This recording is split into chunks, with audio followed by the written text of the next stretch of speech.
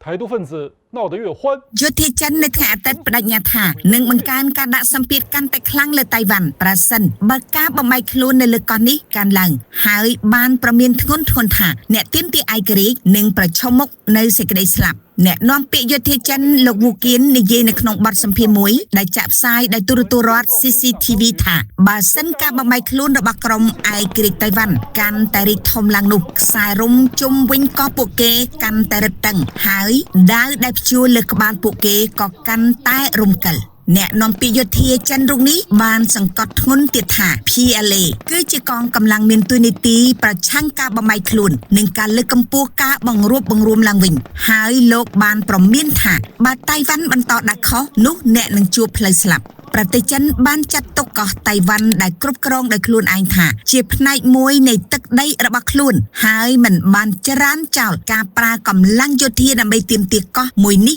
នោះទេตัวอย่างប្រទេសចិនបានបង្កើនសម្ពាធលើអាញាធរតៃវ៉ាន់ក្នុងពេលប៉ុន្មានឆ្នាំថ្មីនេះតាមរយៈការធ្វើសមយុទ្ធយោធាការបញ្ជូនយន្តហោះចម្បាំងនិងនាវាកងទ័ពជើងទឹកជាញឹកញាប់នៅជុំវិញកោះតៃវ៉ាន់